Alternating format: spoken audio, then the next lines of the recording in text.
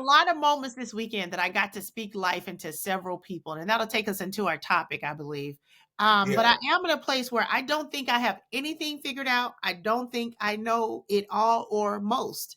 However, Uh, I am very clear about communication and human dynamics. And I think that's my space to where yeah. sometimes that's where people kind of mess up the most. And I'm like, hey, but can you hear? You and I want to say, look, good looking out to you. You and I had a good conversation you followed up with. I was good looking out, proud of you. But sometimes, you can say, hey, I'm on the outside of this and I understand from the inside, you don't have the perspective from the outside. And I think I'm Yeah. getting a lot better about offering people an outside perspective for the situation that they see from one way only, which is theirs. Doesn't mean they're wrong. Doesn't mean they're right. But just Right. say, hey, let me offer you a little Yeah. bit more of a full picture and see if that's what you want to stand on. And so I did that a lot this weekend. But our topic this week, you suggested, and I didn't usually sometimes I'll ask you the context of the topic, we'll throw it out. And I decided to be surprised with how you give me today's topic, which is Nuck If You Buck. Knock if you buck. Knock if you buck. What? What? Listen, So listen. what are you talking about? I just want to say that what we're running up against is a lot of people bucking, but not knucking.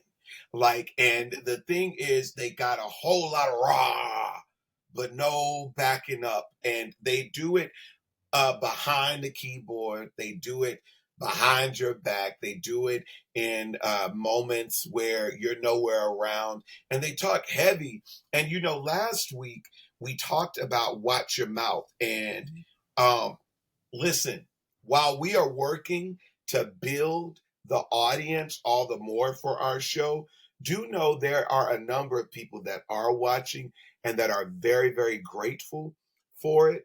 Um, my brother Scotty, shout out to Scotty Smith of Scotty Smith and Associates. He also has an incredible new luxury camping site with these luxury cabins, mini cabins. They're beautiful at Lake Noir, lakenoir.com. So make sure you check that out. It's beautiful. But he's like definitely always into the motivational reads and the podcast and whatnot. But he has certainly put our podcast on his list of go-to podcasts. Oh, And so okay.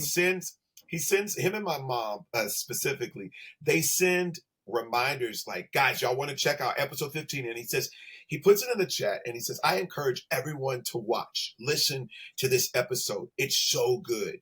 And then my mom's like, I watched it on Wednesday. Everybody needs to tune in. It's great and so funny too. I love those weekly blogs. And then Scotty also said, "Ain't no way this woman just said she's almost 50."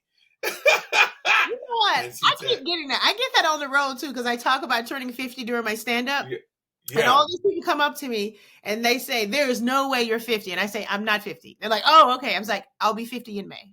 And they're like, no way. There's no way. And y'all gonna get me to drink some water and eat a vegetable. Y'all about to hype me up and make me try. Listen, you're doing it, and it's great. But when we talked about the watch your mouth, which was the wisdom clarion call to listen, like before you put something out there, think about what you're doing because with it comes consequences. Mm-hmm. And also sometimes you're moving your mouth before you have the full download of information on what is really happening. Mm-hmm. And most of the time, just like you were speaking about how you've helped people, there's a perspective that you're missing because there's only so much that we can see from our angle, our viewpoint. And so, and our limitation of understanding of a thing. Mm-hmm. And so the Nuck If You Buck kind of naturally came out of my frustration of, listen, it's so many heavy talkers that don't back up any of it. And it's like, yo, keep the same energy when you see me. Well, what does that mean for you? It means people, if they're talking behind your back, you want them to say it to your face. And I'm asking, and then what? And then what happens? Listen, and then it can be whatever it's gonna be. No. Listen, it ain't gonna be nothing. That's my point. I'm saying, what I mean, Your personality, I'm asking because we're still getting to know each other. I know how things affect you when they come back to you and they're hurtful, and I want to take you outside and roll you around in the rocks and toughen you up. So you're telling me if some of Let this me stuff that tell you you, hear second and third hand was in let me your tell face you, in real time, let me you're tell gonna be you, knucking and bucking? let me tell you. Let me hear this. Knucking, knucking. How I so? don't need to buck because they've already bucked, so they are requesting a knuck.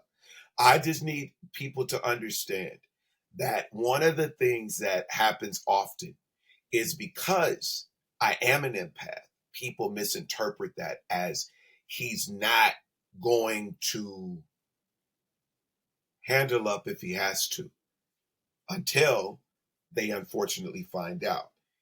And it's the FAFO Oh, yeah. shirt that you have, and I hate that part of me, that side of me, but a lot of people test it, and I endure quite a bit. Like I endure quite a bit where I'm like just kind of like talking through, and as an empath with emotional intelligence where I'm actually able to give language to what I feel and what I think other people are intending when they do what they do, Mm-hmm. it often kind of levels me out to where I don't have to get enraged. But my thing, if a person continues, I then bark back. And then what happens is I then pounce back. And then what happens is I am then the one who's in the wrong Mm-hmm. because they're like, you took it too far. And Mm-hmm. I'm like, But but they you said started nothing. You it. said nothing as they did all of this stuff. And the Mhm. thing is, I warn people literally every fight that I've ever had in my life. I literally talk people through it. I say, this isn't what you want to do. Mhm. Like, you don't want to do this. You may want to So cheat. don't you see how that for someone who's starting a situation with you, can you see that if you say this isn't what you want to do, that's kind of an invitation to do it? And that's all I'm saying. They accept if they accept the invitation, let's go. But a lot of people don't accept the invitation. They return Mhm. to sender Right. because a lot of them are used to being able to critique Mhm. without accountability. And So I'm gonna my offer thing you the is accountability is on you, not on them, though. not not fully. I don't. But let me hear what you mean by that. Go. Because you're saying they need to be accountable for what they're saying. Meaning, if they said it, stand up, say it with your chest, say it to my face. You want them to be accountable for what they said, right?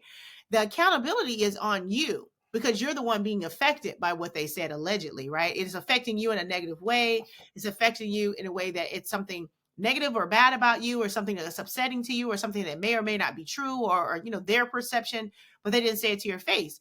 The accountability is on you to master your emotions and master your reactions to things that have nothing to do. That has What not. people think and say about you has nothing to do with you.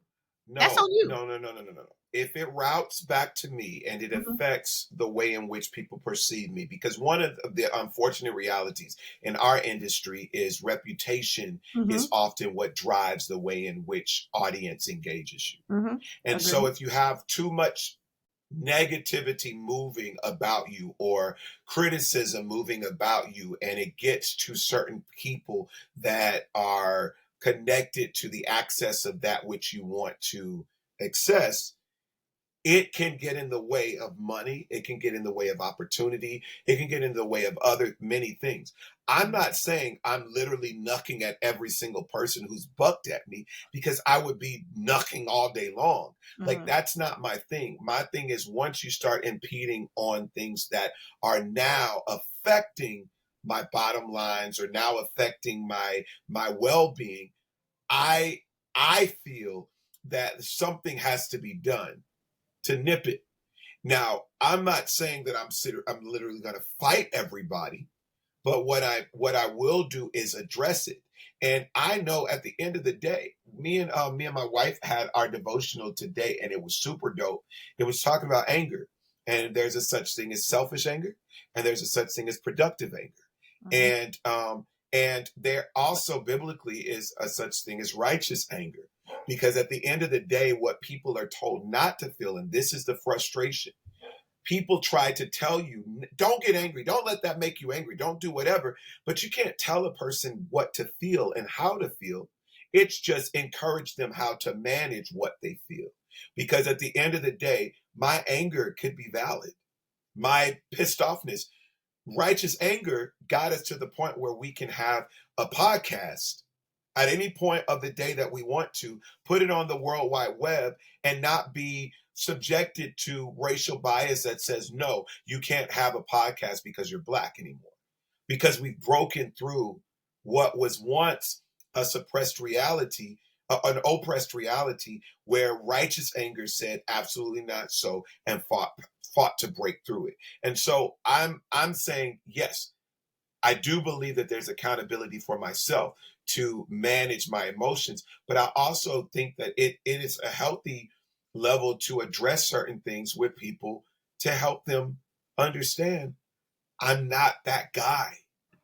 This is not what you want. Right. So I'm still going to put the accountability back on you from several levels, But I won't accept it. that's fine. So go ahead. Okay. So if someone is saying something or offering information that to you is not true or accurate, but could be affecting your bottom line, your opportunities, your invitations, because it's negative, something somebody's putting out about you, that's still a moment for you to take accountability and say, what what interactions have I had with this person that either they have processed it this way, or that they are just pulling this up out of the sky. They hate me this much, or they're this close to me that they're jealous, whatever it is. That's still an accountability of, okay, this is a person that has it out for me. Okay. Now, I think both of us could probably think of times when someone may have misunderstood what we said and taken it a certain way and ran with it, right? And we may find out about it and we may not ever find out about it. But at the end of the day, if it was brought to us, it would be on us to be accountable to, okay, that was not my intention. And I see how you said that. It could be things like, I had this conversation with someone this weekend.